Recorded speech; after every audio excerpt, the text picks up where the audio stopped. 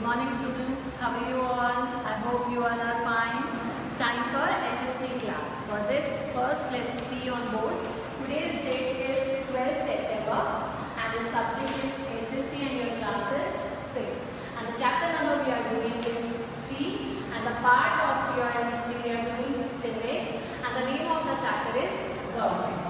There are further many topics we have covered in our previous classes like introduction to government, organ of the government, function of the government, importance of law and source of money and type of government or a form of governments, right? There are two topics which are left and which we are going to cover in today's class, and these are the topics: franchisee and democracy in India. Okay, and these topics are on page number 164. When you open your page number 164, you will see these topics on the top, right? Let's start with the first topic, and that is franchisee. What is franchisee? The term franchisee refers to election, which means the right to vote. Franchisee का मतलब होता है elections का होना, चुनाव का होना, जिसमें सबको अधिकार होता है अपना नेता चुनने का. The right to vote can be limited to citizens who can satisfy specified condition like education, possession of health, wealth and income. तो उन्होंने कहा है कि किसी को चुनने का अधिकार कुछ लोगों को बांध दिया गया है, मतलब उस पर प्रोहिबिशन लगा दिया है, रोक लगा दी है कि कौन कौन लोग जो है वोट कर सकते हैं. कुछ लोगों को बांध दिया गया है, मतलब उस पर प्रोहिबिशन लगा दिया है, रोक लगा दी है कि कौन कौन लोग जो है वोट कर सकते हैं. ठीक है, तो उन्होंने कहा है the right to vote can be limited to citizen. Right कि आप अपना नेता चुन सकते हो, वो हमने उस पर रोक लगा दी है. और वो लोग जो कि एक क्या कहते हैं रूल को या फिर एक कंडीशन को जब साबित करेंगे तभी वो वोट कर सकेंगे. अब उनकी कंडीशंस क्या है कि आप कितने पढ़े लिखे हो, आपके पास कितने पैसा है और आपके पास कितनी मतलब वेल्थ है, आपके पास कितना मतलब आपका घर कितने हैं, आपके पास कितनी प्रॉपर्टी है. ठीक है. Universal adult franchise means that all citizen have the right to franchise और वोट. यूनिवर्सल एडल्ट फ्रेंचाइजी का मतलब होता है कि एक देश में हर किसी को हक होता है कि वो जो है वोट कर सकता है. The vote gives the citizen the right to choose the person who govern the country, and if the citizens are not satisfied, they can replace them at the next election. तो जब हम vote देने का अधिकार हमारे पास आता है, यानी कि किसी को चुनने का अधिकार हमारे पास आता है, तो हम उस अधिकार से उस इंसान को चुनते हैं जो हमारे लिए काम करे. और अगर वो हमारे लिए काम नहीं करता तो हम अगले चुनाव में, यानी कि एक टर्म ऑफ टेन्योर के बाद जब अगले इलेक्शन होते हैं उसमें उसको नहीं चुनते. In Article 21 of the Universal Declaration of Human Rights adopted by the United Nations in 1948, the franchisee is defined as a human right. तो उन्होंने कहा है कानून के अंदर एक सेक्शंस होते हैं, उस आर्टिकल 21 में लिखा गया है. किसके आर्टिकल 21 में? Universal declaration of human right, यानी कि मानव अधिकार के, जो सबके पूरे दुनिया में मानव अधिकार जो हैं उसके आर्टिकल 21 में लिखा हुआ है कि जो कि कहाँ स्थापित हुए थे? यूनाइटेड नेशन में 1948 में ये लिखा गया था कि जो फ्रेंचाइजी का मतलब है मतलब वोट करना हर एक का मानव अधिकार है. यानी कि अगर कोई भी है उसको इतना अधिकार है, कोई भी मनुष्य कहीं पर भी हो उसको ये अधिकार है कि वो अपना नेता चुन सकता है. In the present century the right to vote is guaranteed as a birth right without discrimination of race class. उन्होंने कहा है आज की तारीख में हर एक इंसान जो कहीं भी जन्म लेता है उस जन्म के साथ ही उसका वोटिंग राइट उसके पास आ जाता है, चाहे वो किसी भी जाति में ले, किसी भी धर्म में ले, किसी भी रंग में ले. Early society that denied citizen the right to vote as a birth right. परंतु जब उन्होंने कहा है कि जो पुरानी सोसाइटी थी या पुराने समय में ऐसा नहीं होता था, पुराने समय में किसी को भी जन्म से किसी भी नेता को चुनने का अधिकार नहीं था. इन साउथ अफ्रीका, वो एक जगह का एग्जाम्पल लेकर आपको बता रहे हैं. In South Africa after the release of Nelson Mandela the multi party elections were introduced in the country. तो उन्होंने कहा साउथ अफ्रीका में नेल्सन मंडेला ने बहुत ज़्यादा मतलब फाइट किया था डेमोक्रेसी के लिए कि हर किसी को अधिकार होना चाहिए अपना नेता चुनने के लिए. तो उन्होंने बहुत सारे उन्होंने कहा कि वो जो है मल्टी पार्टी इलेक्शंस को लेकर है अपने कंट्री में. However, no government falls into well-defined category. ये भी बात बिल्कुल सही है कि हर सरकार जो है अच्छी और सही नहीं होती, सब में लूप होल। बट वहाँ के लोगों ने बहुत ज़्यादा अपोज किया, उसको कहा कि इस प्रथा को ख़त्म करो और डेमोक्रेटिक कंट्री बनाओ। तो अब जो है नेपाल में भी लोग वोट करते हैं और वो डेमोक्रेटिक कंट्री है। Today we have representative democracy where people choose their representative through election. हमारे यहाँ एक डेमोक्रेसी है जहाँ पर हम सबको अधिकार है कि हम अपने नेता चुन सकें। Direct democracy has become unpopular because in a big country with an enormous population, it is not possible to involve all people directly for decision making. Direct का मतलब है कि जहाँ खुद जाए और एक नेता को चुन लें। ऐसा अभी बहुत सारी जगहों पे पॉसिबल नहीं है क्योंकि वहाँ की जनता बहुत ज़्यादा है। हमारे यहाँ पे आपने नोटिस किया हो तो स्टेट वाइज इलेक्शन होते हैं, और स्टेट वाइज इलेक्शन में भी अगर हम नेशनल लेवल पे देखें, सेंट्रल लेवल पे देखें, तो वहाँ भी इलेक्शन जो है हम अलग अलग डेज में रखते हैं और फिर बाद में उनको काउंट करते हैं। तो सिंगल डे जो इलेक्शंस के होते हैं वो अभी बहुत कई जगह पे पॉसिबल नहीं है। क्यों? क्योंकि वहाँ की पॉपुलेशन बहुत ज़्यादा होती है। So on this note, I am ending your today's class. Hope you liked the video and understood what I taught in today's class. Although you have any problem, ask me through WhatsApp. I will reply there. Thank you for watching this video. होती है, अगर वो अच्छे काम कर रहे हैं, ये तो बिल्कुल उसी की तरह है कि सिक्के के दो पहलू होते हैं, एक साइड दूसरी साइड भी कुछ ना कुछ होगा अगर एक साइड कुछ है तो। No government fall into the well-defined category. If we examine the different government, we will find that most of them are mixed type having the characteristics of one form of another. तो उन्होंने कहा कि अगर हम सबका analysis करेंगे, सारी government को देखेंगे, तो हमें लगेगा कि सारी एक जैसी ही हैं, उन सब में कुछ ना कुछ एक कॉमन बात निकल कर आई जाएगी। So on this note, I am ending your first topic. Franchise का मतलब होता है किसी को चुनने का अधिकार, अपना नेता जो हमारे लिए काम करे उसे चुनने का अधिकार। ठीक है। नेक्स्ट है डेमोक्रेसी इन इंडिया। अब हमारा भारत की बात करें कि हमारे भारत में किस तरीके की गवर्नमेंट है। हमारे भारत में डेमोक्रेसी है, यानी कि हर एक इंसान का अधिकार है, हर एक मनुष्य के पास अधिकार है कि वो अपना नेता खुद से चुन सके। India is a democratic country. India जो है एक डेमोक्रेट कंट्री है। The people in the India have the political freedom to express their opinion regarding the policy of the government. हमारे भारत में हर किसी को अधिकार है कि अपने मन की बात को रख सकता है जो कि गवर्नमेंट है उसके बारे में। In many countries, enormous struggle and sacrifice has been done by the people to get a democratic form of government. उन्होंने कहा है बहुत सारे देश ऐसे हैं जिन्होंने बहुत सारी जंग लड़ी हैं, लड़ाइयाँ लड़ी हैं ताकि उनको ये टाइप ऑफ गवर्नमेंट मिले जहाँ पर उन्हें अधिकार हो कि वो अपने नेता चुन सकें। Recently, in Nepal, people forced the king to abdicate his power and paved the way for ushering in a democracy. ये रिसेंट की बात है क्योंकि अभी तक भी कुछ साल पहले नेपाल में राजा यानी कि आपका मोनार्क सिस्टम ही चल रहा था, बट वहाँ के लोगों ने बहुत ज़्यादा oppose. Good morning, students. Welcome back to your English class. Let's start today's class. First, see on board. Today's date is 12 September. And the subject we are doing in this class is English Prachikya, and your class is 5th, right? And the chapter number we are going to do in this class is 8. This is your chapter number 8, and the name of the chapter is An Elegy on the Death of the Mad Dog. एलगे का मतलब होता है शोक भरा कोई गीत जो कि गाया जाना है किसकी डेथ पर, किसकी मौत पर, कुत्ते की जो कि पागल कुत्ता था। ठीक है, एक शोक भरा गाना पागल कुत्ते की मौत पर। This is the title of your poem, right? The poem is on page number, you will see here, 50 and 51. When you open your page number 50, you will see your chapter number 8, and we'll start it from your book. An elegy on the death of a mad dog, यानी कि एक शोक भरा गाना, एक दुख भरा गाना, एक गीत जो कि किसके लिए है, उस कुत्ते के लिए है, उस पागल कुत्ते के लिए जो कि मर गया। I have written the meaning of elegy also, song of mourning, यानी कि रोने वाला गाना। Let's start from your book. Good people all of every sort, give ear unto my song, and if you find it wondrous short, it can not hold you long. It can't hold you long. ये जो first stanza है poem का, इसमें जो हमारे poet हैं, poet का नाम है ओलिवर गोल्डस्मिथ। उन्होंने कहा है कि उन्होंने कहा है कि मैं ये जो कविता है, मेरा गाना है, जो भी मैं बोल रहा हूँ, ये मेरी कहानी है, मैं सबको सुनाना चाहता हूँ, चाहे आप अच्छे हो चाहे आप बुरे हो, सब तरीके के लोग मेरे पास आओ और मेरी इस गाने को सुनो। फिर उन्होंने कहा है कि मेरा गाना या मेरा जो गीत है या मेरी स्टोरी है ना, वो इतनी छोटी है कि आपको ज़्यादा देर तक होल्ड नहीं कर पाएगी, पर फिर भी आप इसको सुनो, ठीक है।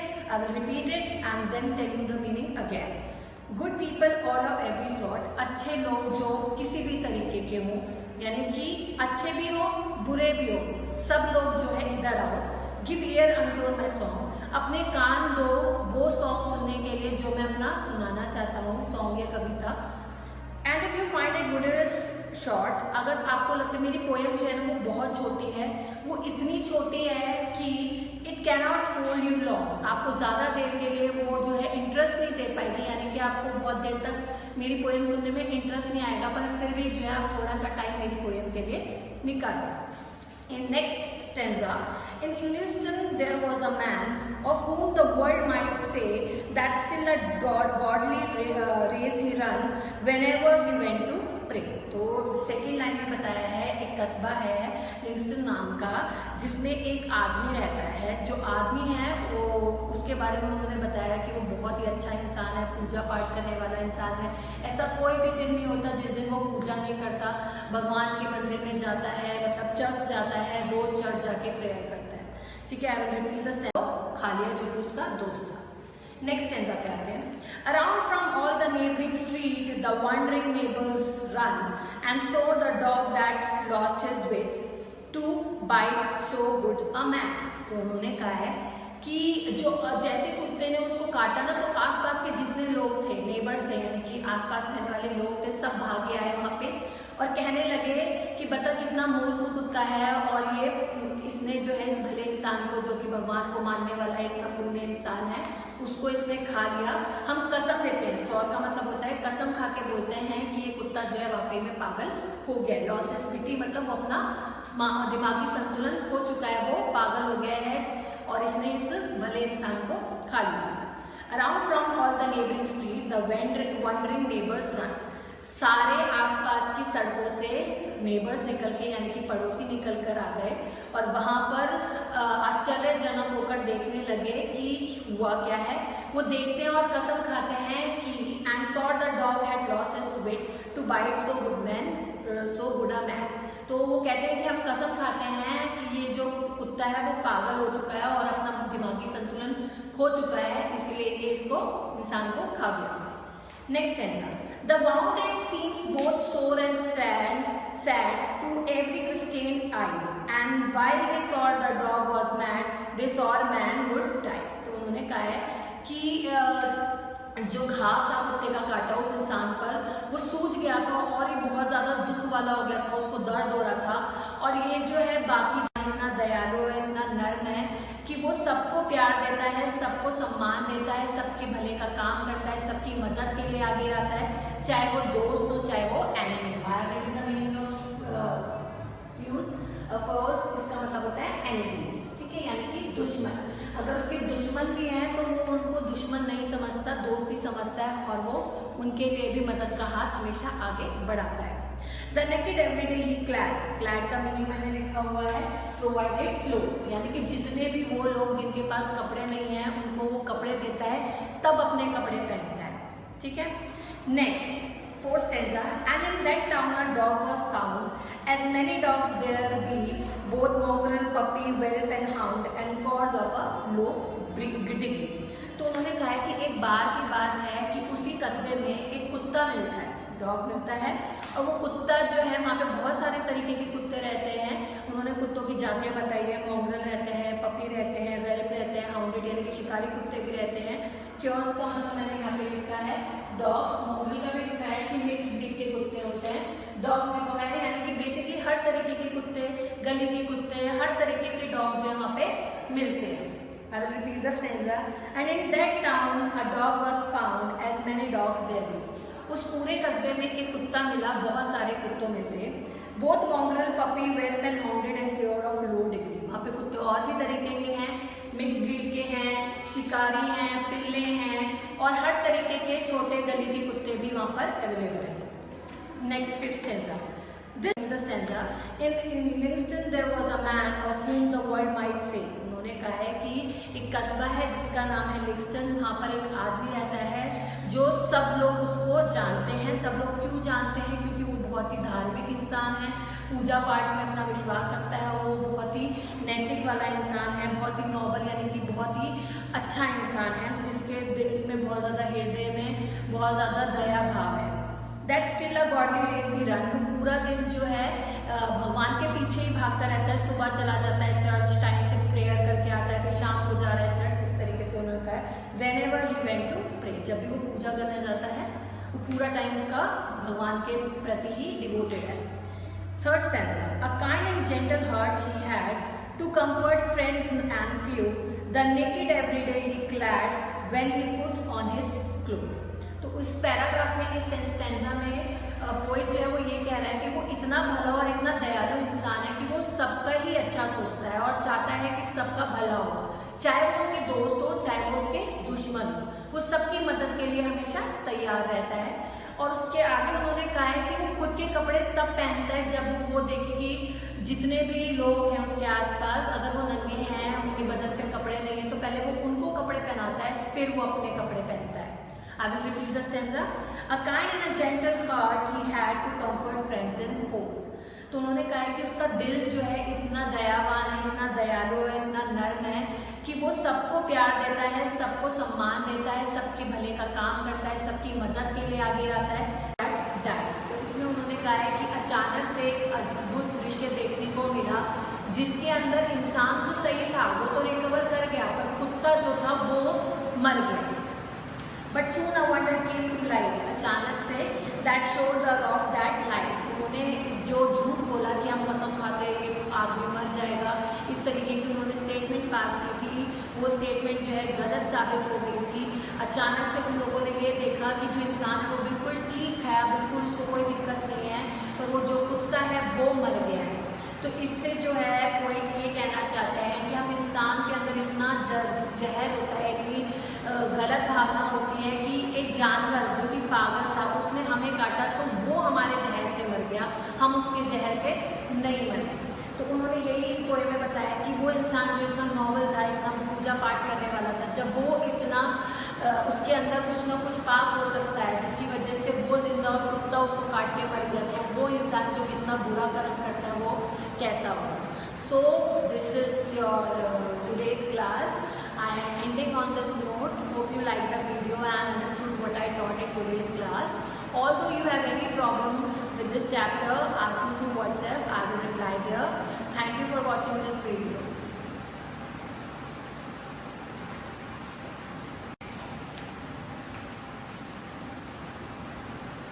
The wound it seems both sore and sad to every Christian eye, and while they saw the dog was mad, they saw the man would die. इस stanza में पॉइंट ये कहना चाहते हैं कि जैसे ही उन्होंने देखा कि कुत्ते को उस इंसान ने काट लिया है, तो जो इंसान ने कुत्ते को काटा था उस पर बहुत ज़्यादा घाव हो गया है, वो बहुत ज़्यादा सूज गया है, स्वेल अप हो गया है, और उसमें उनको बहुत ज़्यादा दर्द हो रहा है, दुख हो रहा है। और जो ईसाई लोग होते हैं उनको जो है दूसरे के दर्द और दुख को देखकर खुद को भी वो दर्द और दुख महसूस होता है, और वो ये कह रहे हैं कि पहले उन्होंने कसम खाई थी कि ये कुत्ता मर जाएगा, वो कुत्ता जो है पागल हो गया था, अब वो ये कसम खा रहे थे कि इस पागल कुत्ते ने इनको काटा है, इस इंसान को काटा है, अब ये इंसान जो है कुछ ही पलों में मर जाएगा। The wounded seems both sore and sad to every Christian eye. जो घाव था वो इतना सूज गया था और इतना दुख हो रहा था उस आदमी को कि ये देखकर जो है सामने ईसाई लोग जो आसपास से आए थे उनके पड़ोसी, उन्हें भी बहुत दुख हो रहा था। And while they saw the dog was mad, they saw the man would die. जब उन्होंने कसम खाई कि ये सच में ये कुत्ता जो है पागल हो गया है, हम इस बात की कसम खाते हैं, अब हम ये कहते हैं, हम इस बात का वचन देते हैं कि ये आदमी जिसको कुत्ते ने काटा ये पक्का मर जाएगा। But soon a wonder came to light that showed the rocks daylight. The man recovered of the bite, the dog it was that died. तो इसमें उन्होंने कहा है कि अचानक से एक अद्भुत दृश्य देखने को मिला, जिसके अंदर इंसान तो सही था, वो तो रिकवर कर गया, पर कुत्ता को खा लिया जो कि उसका दोस्त था। नेक्स्ट स्टैंजा पे आते हैं। Around from all the neighboring street, the wondering neighbors run and saw the dog that lost his wits to bite so good a man. तो उन्होंने कहा है कि जो जैसे कुत्ते ने उसको काटा ना, तो आसपास के जितने लोग थे, नेबर्स थे, यानी कि आसपास रहने वाले लोग थे सब भागे आए वहाँ पे और कहने लगे कि बता कितना मूर्ख कुत्ता है, और ये इसने जो है इस भले इंसान को, जो कि भगवान को मानने वाला एक पुण्य इंसान है, उसको इसने खा लिया। हम कसम लेते हैं, सौर का मतलब होता है कसम खा के बोलते हैं कि ये कुत्ता जो है वाकई में पागल हो गया है। लॉसेसिटी मतलब वो अपना दिमागी संतुलन खो चुका है, वो पागल हो गया है और इसने इस भले इंसान को खा लिया। Around from all the neighbouring street the wondering neighbours run. सारे आसपास की सड़कों से नेबर्स निकल के यानी कि पड़ोसी निकल कर आ गए और वहाँ पर आश्चर्यजनक होकर देखने लगे कि हुआ क्या है। वो देखते हैं और कसम खाते हैं कि and saw the dog had lost his wit to bite so good a man. तो वो कहते हैं कि हम कसम खाते हैं कि ये जो कुत्ता है वो पागल हो चुका है और अपना दिमागी संतुलन खो चुका है, इसलिए ये इसको इंसान को खा गया। Next टेंसा, the wounded seems both sore and sad to every Christian eyes, and while they saw the dog was mad, they saw a man would die। तो उन्होंने कहा है कि जो घाव था कुत्ते का काटा उस इंसान पर, वो सूज गया था और ये बहुत ज़्यादा दुख वाला हो गया था, उसको दर्द हो रहा था। और ये जो है बाकी में है ओलिवर गोल्डस्मिथ, उन्होंने कहा है कि मैं ये जो कविता है, मेरा गाना है, जो भी मैं बोल रहा हूँ, ये मेरी कहानी है, मैं सबको सुनाना चाहता हूँ, चाहे आप अच्छे हो चाहे आप बुरे हो, सब तरीके के लोग मेरे पास आओ और मेरी इस गाने को सुनो। फिर उन्होंने कहा है कि मेरा गाना या मेरा जो गीत है या मेरी स्टोरी है ना, वो इतनी छोटी है कि आपको ज़्यादा देर तक होल्ड नहीं कर पाएगी, पर फिर भी आप इसको सुनो, ठीक है। I will repeat it and then tell you the meaning again. Good people all of every sort, अच्छे लोग जो किसी भी तरीके के हों, यानी कि अच्छे भी हो बुरे भी हो, सब लोग जो है इधर आओ। Give ear unto my song, अपने कान दो वो सॉन्ग सुनने के लिए जो मैं अपना सुनाना चाहता हूँ, सॉन्ग या कविता। And if you find it wondrous short, अगर आपको लगता है मेरी पोएम जो है ना वो बहुत छोटी है, वो इतनी छोटी है कि it cannot hold you long, आपको ज़्यादा देर के लिए वो जो है इंटरेस्ट नहीं दे पाएगी, यानी कि आपको बहुत देर तक मेरी पोएम सुनने में इंटरेस्ट नहीं आएगा, पर फिर भी जो है आप थोड़ा सा टाइम मेरी पोएम के लिए निकालो। In next stanza, in Engliston there was a man of whom the world might say that still a godly race he run whenever he went to pray। तो सेकेंड लाइन में बताया है एक कस्बा है लिंगस्टन नाम का, जिसमें एक आदमी रहता है। जो आदमी है वो उसके बारे में उन्होंने बताया कि वो बहुत ही अच्छा इंसान है, पूजा पाठ करने वाला इंसान है। ऐसा कोई भी दिन नहीं होता जिस दिन वो पूजा नहीं करता, भगवान के मंदिर में जाता है, मतलब चर्च जाता है, रोज चर्च जाके प्रेयर करता है, ठीक है। I will repeat the step. Good morning students, welcome back to your English class. Let's start today's class. First, see on board. Today's date is 12 September and the subject we are doing in this class is English Prachilya and your class is 5th, right? And the chapter number we are going to do in this class is 8. This is your chapter number 8 and the name of the chapter is An Elegy on the Death of the Mad Dog. एलगे का मतलब होता है शोक भरा हुआ गीत, जो कि गाया जा रहा है किसकी डेथ पर, किसकी मौत पर, कुत्ते की, जो कि पागल कुत्ता था, ठीक है। एक शोक भरा गाना पागल कुत्ते की मौत पर। This is the title of your poem, right. The poem is on page number, you will see here 50 and 51.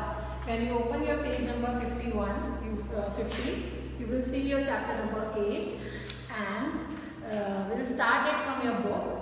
An elegy on the death of a mad dog, यानी कि एक शोक भरा गाना, एक दुख भरा गाना, एक गीत जो कि किसके लिए है, उस कुत्ते के लिए है, उस पागल कुत्ते के लिए जो कि मर गया। I have written the meaning of elegy also, song of mourning, यानी कि रोने वाला गाना। Let's start from your book. Good people all of every sort give ear unto my song and if you find it wondrous short it can not hold you long, it can't hold you long। ये जो first stanza है poem का, इसमें जो हमारे poet हैं, poet का नाम है ओलिवर गोल्डस्मिथ, उन्होंने कहा है कि मैं इतना दयालु है, इतना नर्म है कि वो सबको प्यार देता है, सबको सम्मान देता है, सबके भले का काम करता है, सबकी मदद के लिए आगे आता है, चाहे वो दोस्त हो चाहे वो एनिमी। foes इसका मतलब होता है enemies, ठीक है, यानी कि दुश्मन। अगर उसके दुश्मन भी हैं तो वो उनको दुश्मन नहीं समझता, दोस्त ही समझता है, और वो उनके लिए भी मदद का हाथ हमेशा आगे बढ़ाता है। The naked every day he clad, clad का मीनिंग मैंने लिखा हुआ है provided clothes, यानी कि जितने भी वो लोग जिनके पास कपड़े नहीं हैं उनको वो कपड़े देता है, तब अपने कपड़े पहनता है, ठीक है। Next fourth stanza, and in that town a dog was found, as many dogs there be, both mongrel, puppy, whelp and hound, and cause of a low degree। तो उन्होंने कहा है कि एक बार की बात है कि उसी कस्बे में एक कुत्ता मिलता है, डॉग मिलता है, और वो कुत्ता जो है वहाँ पे बहुत सारे तरीके के कुत्ते रहते हैं। उन्होंने कुत्तों की जातियाँ बताई है, मॉन्ग्रेल रहते हैं, पपी रहते हैं, वेल्प रहते हैं, हाउंडेड यानी कि शिकारी कुत्ते भी रहते हैं। क्योर्स का मतलब मैंने यहाँ पे लिखा है डॉग, मॉन्ग्रेल का भी लिखा है कि मिक्स ब्रीड के कुत्ते होते हैं, डॉग लिखा है यानी कि बेसिकली हर तरीके के कुत्ते, गली के कुत्ते, हर तरीके के डॉग जो है वहाँ पे मिलते हैं। I will repeat the stanza. And in that town a dog was found, as many dogs there be. उस पूरे कस्बे में एक कुत्ता मिला बहुत सारे कुत्तों में से, both mongrel, puppy, whelp and hounded and cured of low degree. वहाँ पे कुत्ते और भी तरीके के हैं, मिक्स ब्रीड के हैं, शिकारी हैं, पिल्ले हैं, और हर तरीके के छोटे गली के कुत्ते भी वहाँ पर अवेलेबल हैं। Next fifth stanza, this is the stanza, in Islington there was a man of whom the world might say। उन्होंने कहा है कि एक कस्बा है जिसका नाम है लिंगस्टन, वहाँ पर एक आदमी रहता है जो सब लोग उसको जानते हैं। सब लोग क्यों जानते हैं? क्योंकि वो बहुत ही धार्मिक इंसान है, पूजा पाठ में अपना विश्वास रखता है, वो बहुत ही नैतिक वाला इंसान है, बहुत ही नोबल यानी कि बहुत ही अच्छा इंसान है, जिसके दिल में बहुत ज़्यादा, हृदय में बहुत ज़्यादा दया भाव है। That still a godly race he ran, पूरा दिन जो है भगवान के पीछे ही भागता रहता है। सुबह चला जाता है चर्च, टाइम से प्रेयर करके आता है, फिर शाम को जा रहा है चर्च। इस तरीके से उन्होंने कहा है whenever he went to pray, जब भी वो पूजा करने जाता है वो पूरा टाइम उसका भगवान के प्रति ही डिवोटेड है। Third stanza, a kind and gentle heart he had to comfort friends and few, the naked every day he clad when he puts on his clothes। तो उस पैराग्राफ में, इस स्टैंजा में पोइट जो है वो ये कह रहा है कि वो इतना भला और इतना दयालु इंसान है कि वो सबका ही अच्छा सोचता है और चाहता है कि सबका भला हो, चाहे वो उसके दोस्त हो, चाहे वो उसके दुश्मन हो, वो सबकी मदद के लिए हमेशा तैयार रहता है। और उसके आगे उन्होंने कहा है कि वो खुद के कपड़े तब पहनता है जब वो देखे कि जितने भी लोग हैं उसके आसपास, अगर वो नंगे हैं, उनके बदन पे कपड़े नहीं है, तो पहले वो उनको कपड़े पहनाता है, फिर वो अपने कपड़े पहनता है। I will repeat the stanza. A kind and a gentle heart he had to comfort friends and foes। तो उन्होंने कहा है कि उसका दिल जो है इतना दयावान है, इतना दयालु है, इतना नर्म है कि वो सबको प्यार देता है, सबको सम्मान देता है, सबके भले का काम करता है, सबकी मदद के लिए आगे आता है।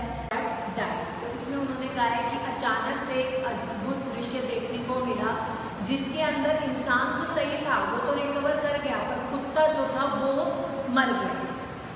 But soon a wonder came to light, अचानक से that showed the rock that light. उन्होंने जो झूठ बोला कि हम कसम खाते हैं ये आदमी मर जाएगा, इस तरीके की उन्होंने स्टेटमेंट पास की थी, वो स्टेटमेंट जो है गलत साबित हो गई थी।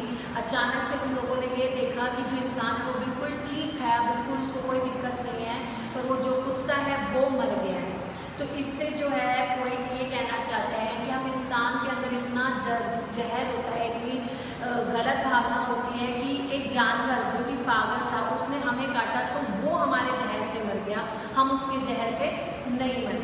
तो उन्होंने यही इस पोएम में बताया कि वो इंसान जो इतना नॉवल था, इतना पूजा पाठ करने वाला था, जब वो इतना उसके अंदर कुछ ना कुछ पाप हो सकता है जिसकी वजह से वो जिंदा और कुत्ता उसको काट के मर गया, तो वो इंसान जो इतना बुरा कर्म करता है वो कैसा होगा। So this is your today's class. I am ending on this note. Hope you liked the video and understood what I taught in today's class. Although you have any problem with this chapter, ask me through WhatsApp. I will reply there. Thank you for watching this video.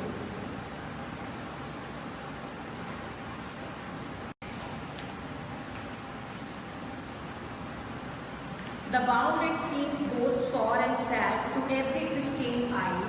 And while they saw the dog was mad, they saw the man would die. इस stanza में point ये कहना चाहते हैं कि जैसे ही उन्होंने देखा कि कुत्ते को उस इंसान ने काट लिया है, तो जो इंसान ने कुत्ते को काटा था उस पर बहुत ज़्यादा घाव हो गया है, वो बहुत ज़्यादा सूज गया है, स्वेल अप हो गया है और उसमें उनको बहुत ज़्यादा दर्द हो रहा है, दुख हो रहा है। और जो ईसाई लोग होते हैं उनको जो है दूसरे के दर्द और दुख को देखकर खुद को भी वो दर्द और दुख महसूस होता है। और वो ये कह रहे हैं कि पहले उन्होंने कसम खाई थी कि ये कुत्ता मर जाएगा, वो कुत्ता जो है पागल हो गया था। अब वो ये कसम खा रहे थे कि इस पागल कुत्ते ने इनको काटा है, इस इंसान को काटा है, अब ये इंसान जो है कुछ ही पलों में मर जाएगा। The wounded seems both sore and sad to every Christian eye. जो घाव था वो इतना सूज गया था और इतना दुख हो रहा था उस आदमी को कि ये देखकर जो है सामने ईसाई लोग जो आसपास से आए थे उनके पड़ोसी, उन्हें भी बहुत दुख हो रहा था। And while they saw the dog was mad, they saw the man who died. जब उन्होंने कसम खाई कि ये सच में ये कुत्ता जो है पागल हो गया है, हम इस बात की कसम खाते हैं, अब हम ये कहते हैं, हम इस बात का वचन देते हैं कि ये आदमी जिसको कुत्ते ने काटा ये पक्का मर जाएगा। But soon a wonder came to light that showed the rocks they lied. The man recovered of the bite, the dog it was that died. तो इसमें उन्होंने कहा है कि अचानक से एक अद्भुत दृश्य देखने को मिला जिसके अंदर इंसान तो सही था, वो तो रिकवर कर गया, पर कुत्ता the dog to gain some private acts went mad and bite the man. अब इस टेंसा में पॉइंट बता रहे हैं कि जो दोस्त बने थे कुत्ता और वो जो इंसान था कस्बे में जो रहता था, वो पहली बार जब मिले थे तो बहुत अच्छे दोस्त हो गए थे, वो बहुत अच्छा एक टाइम स्पेंड कर रहे थे। पर अचानक से क्या हुआ कि इसका मतलब मैंने यहाँ रखा है क्रूएल, यानी कि दुश्मनी हो जानी, किसी को पसंद न करना। अचानक से कुत्ते को पसंद नहीं आने लगा, उसके दिमाग का संतुलन खराब हो गया और वो इतना सेल्फिश हो गया कि उसने उसी इंसान को खा लिया जिसने उसको दोस्त बनाया था, यानी कि उसी आदमी को काट लिया। This dog and man at first were friends, but then a peace began. यानी कि सबसे पहले वो कुत्ता और वो इंसान जो है दोस्त बने जब उनकी दुश्मनी हुई थी उससे पहले। The dog to gain some private ends went mad and bit the man. वो जो कुत्ता है वो इतना सेल्फिश हो गया था और उसका दिमाग खराब हो गया था, वो पागल हो गया था और उस पागलपन में उसने उस आदमी को खा लिया जो कि उसका दोस्त था। नेक्स्ट स्टैंजा पे आते हैं। Around from all the neighboring street, the wandering neighbors run and saw the dog that lost his wits to bite so good a man. तो उन्होंने कहा है कि जो जैसे कुत्ते ने उसको काटा ना, तो आसपास के जितने लोग थे, नेबर्स थे, यानी कि आसपास रहने वाले लोग थे, सब भागे आए वहाँ पे और कहने लगे कि बता कितना मूर्ख कुत्ता है और ये इसने जो है इस भले इंसान को, जो कि भगवान को मानने वाला एक पुण्य इंसान है, उसको इसने खा लिया। हम कसम लेते हैं, सौर का मतलब होता है कसम खा के बोलते हैं कि ये कुत्ता जो है वाकई में पागल हो गया, जरूरी है। And let's read out from your book. This is on page number 163. Government has to ensure that the law of the land are obeyed by the people. ये सरकार की जिम्मेदारी है कि वो देखे कि यहाँ के लोग जो हैं, उनके अंदर जो लोग हैं वो कानून को मान रहे हैं या नहीं मान रहे। If the laws made by the government are violated, then steps are taken to punish the culprit. अगर कोई जो लॉ बनाया है और उसको फॉलो नहीं कर रहे लोग, तो ये भी सरकार का ही काम है कि वो ये ध्यान रखे कि जो नहीं मान रहा उसको सजा दी जाए। कल्प्रिट का मतलब होता है गुनहगार। However, people can also go to the courts if their rights are affected by any of the law passed by the government. यानी कि गवर्नमेंट के किसी कानून से लगता है कि हमें गलत नुकसान हो रहा है, तो हम कोर्ट में जाके उसके अगेंस्ट पिटीशन फाइल कर सकते हैं कि हमारी नज़रों में ये चीज़ जो गवर्नमेंट ने की है वो सही नहीं है। Hence, government make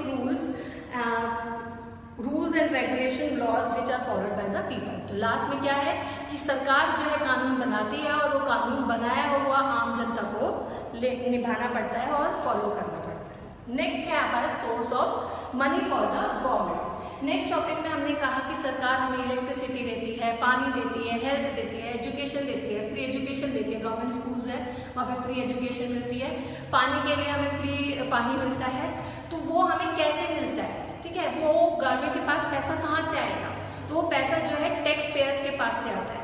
जो बड़े लोग हैं जिनकी इनकम अच्छी है वो टैक्स देते हैं गवर्नमेंट को, पैसा देते हैं गवर्नमेंट को, और गवर्नमेंट जो है वो हमारे ही भले के काम में लगाती है। रोड बनती है, रोज आए दिन रोड जो है किसी कारण टूट जाती है, तो वो रोड कौन बनाता है, होता है डिक्टेटोरियल, जिसमें क्या होता है एक इंसान को या एक पार्टी को पूरी ऑथराइजेशन मिल जाता है, अथॉरिटी अथॉरिटी मिल जाती है और वो जो है अपनी तरीके से राज करता है। वो किसी से नहीं पूछता उसे क्या करना है, आम जनता का भी उसमें कोई रोल नहीं होता। इट्स लाइक कि आर्मी चला रही है बेसिकली, ठीक है। नेक्स्ट है आपका पार्लियामेंट्री फोर्स। पार्लियामेंट्री में क्या होता है कि एक बेसिकली मैं आपको बताती हूँ पार्लियामेंट्री क्या होता है, जिसमें पावर जो है एग्जीक्यूटिव की अलग होती है, जो पार्टी रूलिंग पार्टी होती है वो बताती है किस तरीके से आपको काम करना है, ठीक है। नेक्स्ट है आपका फेडरल। फेडरल में हमने बताया कि छोटी छोटी यूनिट जो है अलग अलग जगह को सुपरवाइज करती है, पर वो पूरी छोटी छोटी यूनिट को सुपरवाइज करती है एक यूनिट, ठीक है। वो एक यूनिट जो है पूरे एरिया को देखती है, सुपरवाइज करती है जो छोटी छोटी यूनिट्स ने काम की है। अब आपकी बुक से वर्ड बाय वर्ड इसको एक्सप्लेन करते हैं और समझते हैं कि ये फॉर्मेट है क्या। First one is democratic government, जिसमें मैंने कहा था आम जनता जो है अपने नेता को चुनती है।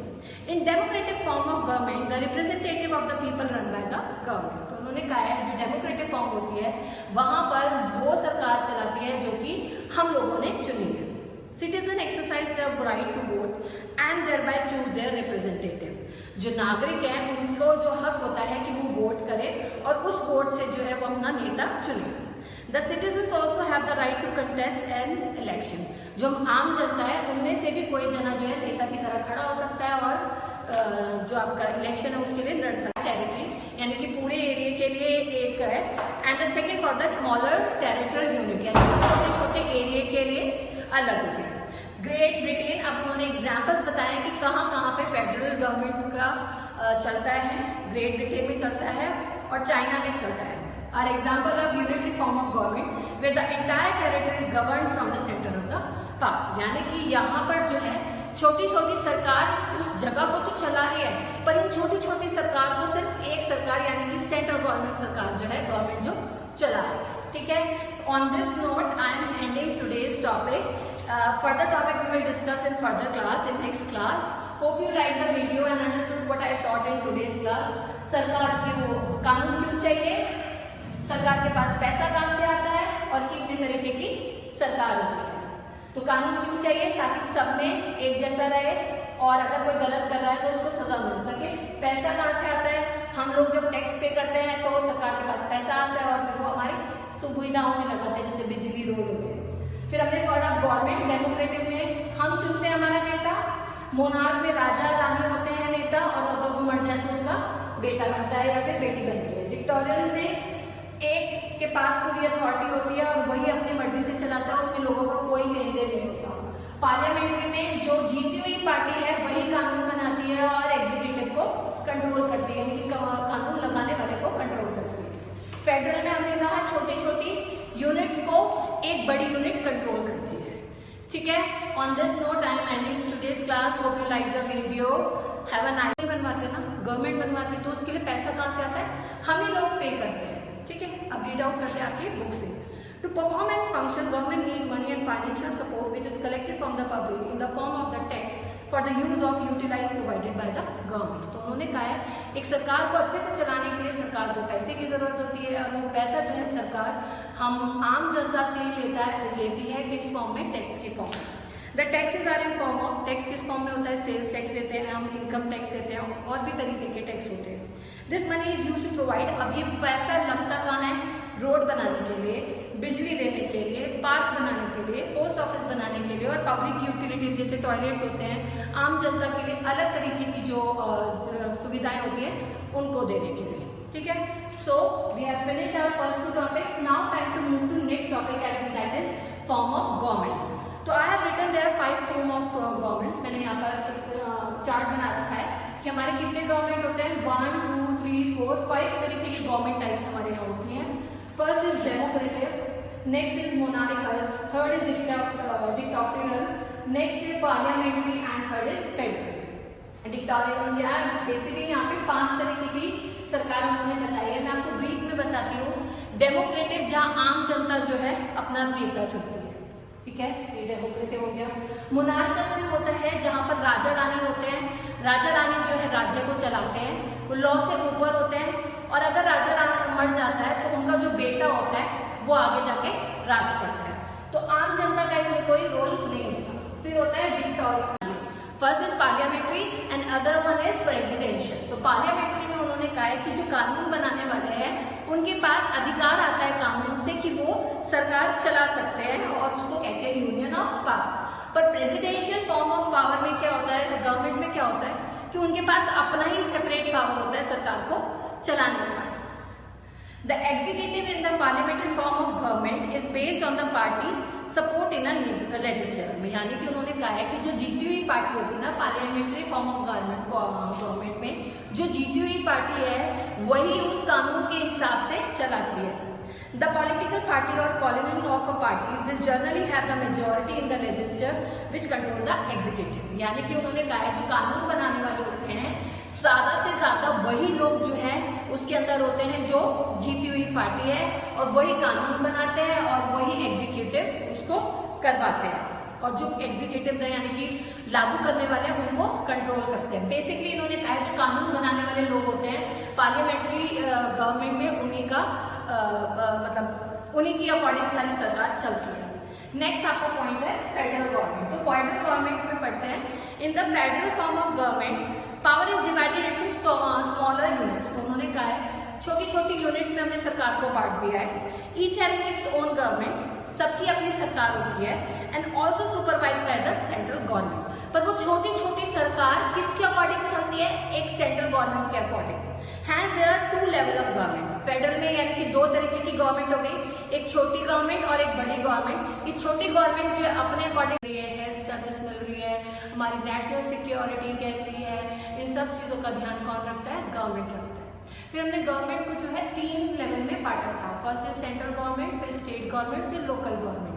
सेंट्रल गवर्नमेंट जो पूरे नेशन का ध्यान रखती है, स्टेट गवर्नमेंट जो स्टेट वाइज अपने एरिया का ध्यान रखती है, और लोकल गवर्नमेंट जो लोकल एरिया का या टाउन या विलेज का ध्यान रखती है। राइट, ये सब हमने अपना लास्ट क्लास में बताया था। In today's class we going to discuss topic importance of law, यानी कि कानून होना क्यों जरूरी है। Next source of money for government. अब गवर्नमेंट इतनी सारी फैसिलिटीज हमें दे रही है, वो पैसा कहाँ से लाती है, ठीक है। और हमने नेक्स्ट टॉपिक जो हमें करना है कि कितनी तरीके की गवर्नमेंट जो है हमारे यहाँ होती है, ठीक है। Let's start with importance of law. तो कानून क्यों जरूरी है, कानून इसलिए जरूरी है ताकि एक सा सब जगह रहे, ठीक है। यानी कि अगर मेरे लिए ये कानून है कि उस जगह जाना निषेध है यानी कि प्रोहिबिटेड है, वहां नहीं जाना, तो वो सबके लिए ही है। कोई भी एरिया लगा देते हैं जैसे वो डेंजरस एरिया मान लो, तो ये नहीं है कि मेरे लिए प्रोहिबिटेड है उसके लिए अलाउ, नहीं, वो कानून सबके लिए बराबर है ताकि सब लोग जो है एक ही तरीके से फॉलो करें। जैसे कि हम ट्रैफिक रूल ले लेते हैं, ट्रैफिक रूल सबके लिए कॉमन है ना, कोई एक के लिए तो नहीं है कि अगर वो लाइट जंप कर रहा है और मुझे अलाउ नहीं है उसको अलाउ नहीं। अगर लाइट जंप नहीं करनी है तो कोई भी नहीं करेगा, और करेगा तो पनिशमेंट है। राइट, इसीलिए एक यूनिटी रहने के लिए कि सब जो है उसी अकॉर्डिंगली काम करे, कानून का होना जरूरी है। Let's read out from your book. This is on page number 163। Government has to ensure that the law of the जो आपका इलेक्शन है उसके लिए लड़ सकता है। If the government does not fulfil the expectation of the people that it can be thrown out of power in the next election. जैसे कि हमें लगता है कि इस पार्टी ने इस साल अच्छा काम नहीं किया, जो टेन्योर होता है 5 ईयर का टेन्योर होता है, उस टेन्योर में इस पार्टी ने अच्छा काम नहीं किया, तो जब नेक्स्ट इलेक्शन आते हैं तो हम उसके काम के अकॉर्डिंग उसको जज करके वोट देते हैं। अगर अच्छा काम किया तो हम दोबारा वही पार्टी लाएंगे, और अगर अच्छा काम नहीं किया तो हम किसी दूसरी पार्टी को जिताएंगे, ठीक है। This is your democratic government. Now monarchy. In this case of monarchy, in the case of monarchy यानी कि जब राज्य होता है, राजा प्रथा होती है, all power lies with the king और the queen who is head of the government and the power to make decisions lie with the king who is called monarch. मतलब इसमें जो है राजा और रानी जो होते हैं वही जो है पूरे राज्य को चलाते हैं। उनके जो डिसीजन होते हैं वो कानून से भी ऊपर होते हैं, वहाँ पे कानून का कोई मतलब नहीं है। जो राजा ने कह दिया या रानी ने कह दिया वही होता है, और इस तरीके से उन्होंने कहा है कि जो डिसीजन किंग लेता है उसी को मोनार्क कहा जाता है। मोनार्क इज अबव लॉ, कानून से ऊपर होता है राजा। He she not answerable to the people for any decision taken by him और हर। यानी कि ये राजा ने या रानी ने कोई भी डिसीजन लिया है तो वो किसी को जवाब दे नहीं है, वो आम जनता से पूछते नहीं। When the monarch dies, यानी कि राजा या रानी में से कोई मर जाए तो power automatically passes to his successor who become the king। यानी कि उनका जो बेटा होता है पावर उसके पास चली जाती है और अगला राजा वो बन जाता है। फिर वो मोनार्कल गवर्नमेंट को फॉलो करता है। आपका नेक्स्ट है डिक्टेटोरियल गवर्नमेंट। इसमें क्या होता है, in the case of an authority. Hello students, how are you all? I hope you all are fine at your home. Let's start today's SST class. Right? We are doing chapter 3 of civics, and we have finished what is government and function of governments, organ of governments, and the level of the governments. ये हम जो है last class में समझ चुके थे, उसको revise करते हैं और आगे बढ़ते हैं. Before that let's see on board first. Today's date is I forgot to write the date. Today date is 11. Right? Today's date is 11 and your subject is SST and your class is 6. And the part of SST we are doing is civics and the chapter number we are doing is 3rd and the name of the chapter is government. तो हमने सबसे पहले पढ़ा था government का क्या होता है, फिर हमने पढ़ा था उसके बॉडी पार्ट्स क्या हैं, फिर हमने पढ़ा था उनका काम क्या है और फिर हमने पढ़ा था लेवल्स क्या है. ये हमने लास्ट क्लास में पढ़ा था. गवर्नमेंट हमने कहा था एक राजनीतिक संस्था है जो लोगों के भलाई के लिए बनती है. ठीक है. फिर हमने कहा था इसके ऑर्गन्स क्या हैं, इनके बॉडी पार्ट क्या है. हमने कहा था लेजिस्लेटिव, एग्जीक्यूटिव, जुडिशरी. लेजिस्लेटिव जो है जो लॉ बनाता है, एग्जीक्यूटिव उसको इम्प्लाई करता है और जुडिशरी ये ध्यान रखता है कि ये लॉ जो बना है वो सही से लगा है या नहीं लगा और आगे देखता है. ठीक है. फिर हमने फंक्शंस में बात की थी. गवर्नमेंट का काम क्या है, क्या ध्यान रखती है वो, कि हमें इलेक्ट्रिसिटी मिल रही है, पानी मिल रहा है, एजुकेशन मिल रही है, हेल्थ सर्विस मिल रही है, हमारी नेशनल सिक्योरिटी कैसी है, इन सब चीज़ों का ध्यान कौन रखता है, गवर्नमेंट रखता है. फिर हमने गवर्नमेंट को जो है 3 लेवल में बांटा था. फर्स्ट इज सेंट्रल गवर्नमेंट, फिर स्टेट गवर्नमेंट, फिर लोकल. नेक्स्ट है डिक्टेटोरियल गवर्नमेंट. इसमें क्या होता है, in the case of an authoritarian government which is also called dictatorship, one person had the government and rule it on the basis of his own. यानी कि एक इंसान जो है अपनी मर्जी से उस जगह को चलाता है, वो किसी की सुनता नहीं है और उसको किसी का मतलब भी नहीं है, वो वही करता है जो उसको अच्छा लगता है, without paying any attention to the wishes of the people. यानी कि आम जनता की क्या इच्छा है उसको उससे कोई मतलब नहीं होता. It is undesirable form of government. उन्होंने कहा ये जो है एक अच्छी गवर्नमेंट नहीं है, ऐसी गवर्नमेंट नहीं है जो सब चाहते हैं, where people have to face. क्यों? क्योंकि लोगों को बहुत तरीके की प्रॉब्लम फेस करनी पड़ती है. जो डिसीजन उन्होंने लिया है या उस बंदे ने लिया है वही सबको मानना पड़ता है, चाहे मन हो या ना हो. और आगे भी उनके पास ये इच्छा नहीं होती कि वो उसको चेंज कर सकते. जैसे डेमोक्रेटिक में होता है कि 5 ईयर के बाद हमें लग रहा है कि ये रूलिंग पार्टी जो है अच्छे से नहीं कर रहा, तो हम ऑपोजिशन पार्टी को यानी कि दूसरी पार्टी को जिता देंगे. पर डिक्टेटरशिप में ऐसा नहीं होता. डिक्टेटरशिप में तो वो अपनी मर्जी से जो उनके मन में आता है वो करते हैं. नेक्स्ट है आपका parliamentary. Parliamentary form of government, the executive drive it's power from the legislature which is called union of power. तो उन्होंने कहा है इसके अंदर जो कानून बनाने वाले होते हैं, कौन, एग्जीक्यूटिव, उनके पास ये पावर आती है कानून से कि वो उसको चला सके. Where is in the presidential form of government there is a separation of power. तो उन्होंने यहाँ पे 2 तरह की गवर्नमेंट की बात की है. First is parliamentary and other one is presidential. तो पार्लियामेंट्री में उन्होंने कहा है कि जो कानून बनाने वाले हैं उनके पास अधिकार. Good morning students, welcome back to your English class. Let's start today's class. First, see on board. Today's date is 12 September and the subject we are doing in this class is English Prachilya and your class is 5th. Right?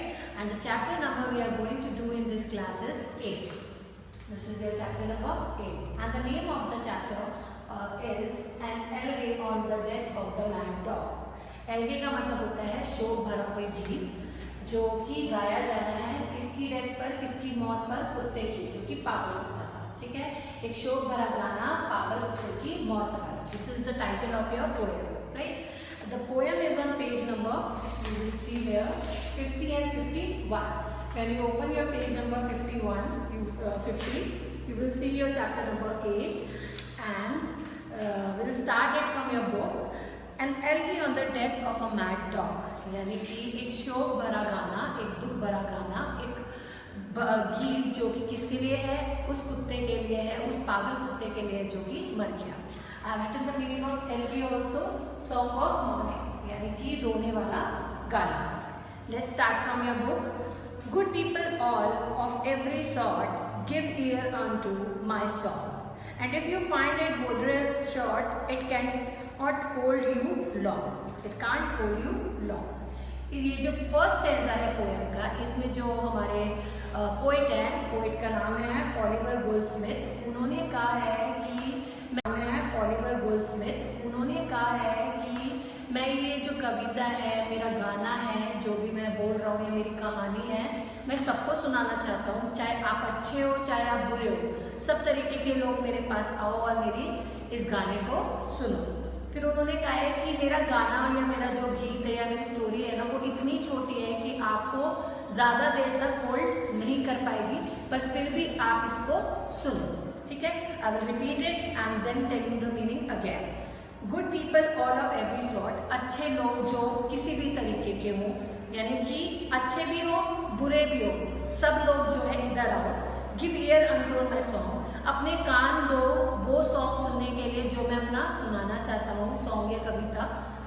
And if you find it wondrous short, अगर आपको लगता है मेरी poem जो है ना वो बहुत छोटी है, वो इतनी छोटी है कि it cannot hold you long, आपको ज़्यादा देर के लिए वो जो है इंटरेस्ट नहीं दे पाएगी, यानी कि आपको बहुत देर तक मेरी पोएम सुनने में इंटरेस्ट नहीं आएगा, पर फिर भी जो है आप थोड़ा सा टाइम मेरी पोएम के लिए निकालो। In next stanza, in Engliston there was a man of whom the world might say that still a godly race he run whenever he went to pray. तो सेकेंड लाइन में बताया है एक कस्बा है लिंगस्टन नाम का, जिसमें एक आदमी रहता है। जो आदमी है वो, उसके बारे में उन्होंने बताया कि वो बहुत ही अच्छा इंसान है, पूजा पाठ करने वाला इंसान है। ऐसा कोई भी दिन नहीं होता जिस दिन वो पूजा नहीं करता, भगवान के मंदिर में जाता है, मतलब चर्च जाता है, रोज चर्च जाके प्रेयर करता है। ठीक है, खालिया जो कि उसका दोस्त था। नेक्स्ट स्टैंजा पे आते हैं। Around from all the neighboring street, the wandering neighbors run, and saw the dog that lost his wits to bite so good a man. तो उन्होंने कहा है कि जो जैसे कुत्ते ने उसको काटा ना, तो आसपास के जितने लोग थे, नेबर्स थे, यानी कि आसपास रहने वाले लोग थे, सब भागे आए वहाँ पे और कहने लगे कि बता कितना मूर्ख कुत्ता है, और ये इसने जो है इस भले इंसान को, जो कि भगवान को मानने वाला एक पुण्य इंसान है, उसको इसने खा लिया। हम कसम लेते हैं, सौर का मतलब होता है कसम खा के बोलते हैं कि ये कुत्ता जो है वाकई में पागल हो गया है। लॉसेसिटी मतलब वो अपना दिमागी संतुलन खो चुका है, वो पागल हो गया है और इसने इस भले इंसान को खा लिया। Around from all the neighbouring street the wondering neighbours run, सारे आसपास की सड़कों से नेबर्स निकल के, यानी कि पड़ोसी निकल कर आ गए और वहाँ पर आश्चर्यजनक होकर देखने लगे कि हुआ क्या है। वो देखते हैं और कसम खाते हैं कि and saw the dog had lost his wit to bite so good a man. तो वो कहते हैं कि हम कसम खाते हैं कि ये जो कुत्ता है वो पागल हो चुका है और अपना दिमागी संतुलन खो चुका है, इसलिए ये इसको इंसान को खा गया। Next stanza. The wounded seems both sore and sad to every Christian eyes, and while they saw the dog was mad, they saw a man would die. तो उन्होंने कहा है कि जो घाव था कुत्ते का काटा उस इंसान पर, वो सूज गया था और ये बहुत ज़्यादा दुख वाला हो गया था, उसको दर्द हो रहा था। और ये जो है बाकी इतना दयालु है, इतना नर्म है कि वो सबको प्यार देता है, सबको सम्मान देता है, सबके भले का काम करता है, सबकी मदद के लिए आगे आता है, चाहे वो दोस्त हो चाहे वो एनिमी हो। इसका मतलब होता है एनिमीज, ठीक है, यानी कि दुश्मन। अगर उसके दुश्मन भी हैं तो वो उनको दुश्मन नहीं समझता, दोस्त ही समझता है, और वो उनके लिए भी मदद का हाथ हमेशा आगे बढ़ाता है। The naked everyday he clad का मीनिंग मैंने लिखा हुआ है प्रोवाइडेड क्लोथ्स, यानी कि जितने भी वो लोग जिनके पास कपड़े नहीं हैं उनको वो कपड़े देता है, तब अपने कपड़े पहनता है। ठीक है, next fourth stanza. And in that town a dog was found, as many dogs there be, both mongrel, puppy, whelp and hound, and cause of a low degree. तो उन्होंने कहा है कि एक बार की बात है कि उसी कस्बे में एक कुत्ता मिलता है, डॉग मिलता है, और वो कुत्ता जो है वहाँ पे बहुत सारे तरीके के कुत्ते रहते हैं। उन्होंने कुत्तों की जातियाँ बताई है, मोगरल रहते हैं, पपी रहते हैं, वेल्प रहते हैं, हाउंडेड यानी कि शिकारी कुत्ते भी रहते हैं। क्योर्स का मतलब मैंने यहाँ पे लिखा है डॉग, मोगली का भी लिखा है कि मिक्स ब्रीड के कुत्ते होते हैं। डॉग लिखा है यानी कि बेसिकली हर तरीके के कुत्ते, गली के कुत्ते, हर तरीके के डॉग जो है वहाँ पे मिलते हैं। I will repeat the stanza. And in that town a dog was found, as many dogs there be. उस पूरे कस्बे में एक कुत्ता मिला बहुत सारे कुत्तों में से. Both mongrel, puppy, whelp and hounded and cured of low degree. वहाँ पे कुत्ते और भी तरीके के हैं, मिक्स ब्रीड के हैं, शिकारी हैं, पिल्ले हैं और हर तरीके के छोटे गली के कुत्ते भी वहाँ पर अवेलेबल हैं. Next fifth stanza. This is the stanza. In Livingston there was a man of whom the world might say. उन्होंने कहा है कि एक कस्बा है जिसका नाम है लिविंगस्टन. वहाँ पर एक आदमी रहता है जो सब लोग उसको जानते हैं. सब लोग क्यों जानते हैं? क्योंकि वो बहुत ही धार्मिक इंसान है, पूजा पाठ में अपना विश्वास रखता है, वो बहुत ही नैतिक वाला इंसान है, बहुत ही नोबल यानी कि बहुत ही अच्छा इंसान है, जिसके दिल में बहुत ज़्यादा, हृदय में बहुत ज़्यादा दया भाव है. That still a godly race he ran. पूरा दिन जो है भगवान के पीछे ही भागता रहता है. सुबह चला जाता है चर्च, टाइम से प्रेयर करके आता है, फिर शाम को जा रहा है चर्च. इस तरीके से उन्होंने कहा है whenever he went to pray. जब भी वो पूजा करने जाता है वो पूरा टाइम उसका भगवान के प्रति ही डिवोटेड है. Third stanza. A kind and gentle heart he had to comfort friends and few. The naked every day he clad when he puts on his cloth. तो उस पैराग्राफ में, इस स्टैंजा में पोइट जो है वो ये कह रहा है कि वो इतना भला और इतना दयालु इंसान है कि वो सबका ही अच्छा सोचता है और चाहता है कि सबका भला हो, चाहे वो उसके दोस्त हो चाहे वो उसके दुश्मन हो. वो सबकी मदद के लिए हमेशा तैयार रहता है.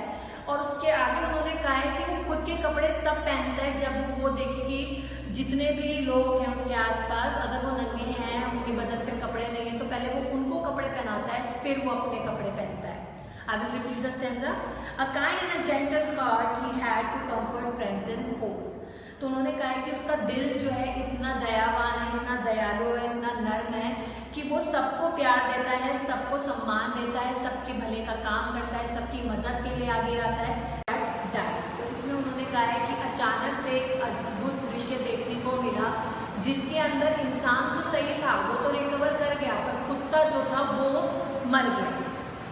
But soon a wonder came to light. अचानक से that showed the rock that light. उन्होंने जो झूठ बोला कि हम कसम खाते हैं कि आदमी मर जाएगा, इस तरीके की उन्होंने स्टेटमेंट पास की थी, वो स्टेटमेंट जो है गलत साबित हो गई थी. अचानक से उन लोगों ने ये देखा कि जो इंसान है वो बिल्कुल ठीक है, बिल्कुल उसको कोई दिक्कत नहीं है, पर वो जो कुत्ता है वो मर गया है. तो इससे जो है पॉइंट ये कहना चाहते हैं कि हम इंसान के अंदर इतना जहर होता है, इतनी गलत भावना होती है कि एक जानवर जो कि पागल था उसने हमें काटा तो वो हमारे जहर से मर गया, हम उसके जहर से नहीं मरे. तो उन्होंने यही इस पोएम में बताया कि वो इंसान जो इतना नॉबल था, इतना पूजा पाठ करने वाला था, जब वो इतना उसके अंदर कुछ ना कुछ पाप हो सकता है जिसकी वजह से वो जिंदा और कुत्ता उसको काट के मर गया, तो वो इंसान जो इतना बुरा कर्म करता है वो कैसा होगा. So this is your today's class. I am ending on this note. Hope you liked the video and understood what I taught in today's class. Although you have any problem with this chapter, ask me through WhatsApp. I will reply there. Thank you for watching this video.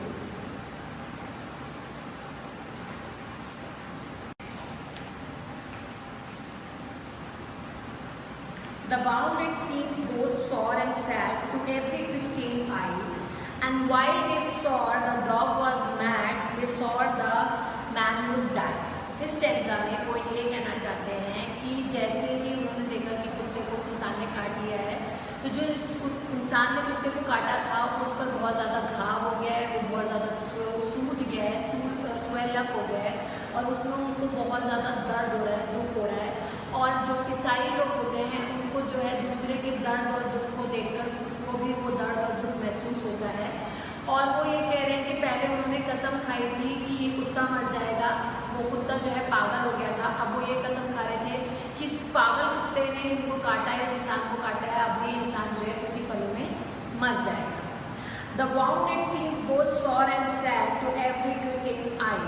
जो घाव था वो इतना सूज गया था और इतना दुख हो रहा था उस आदमी को कि ये देखकर जो है सामने ईसाई लोग जो आसपास से आए थे उनके पड़ोसी, उन्हें भी बहुत दुख हो रहा था.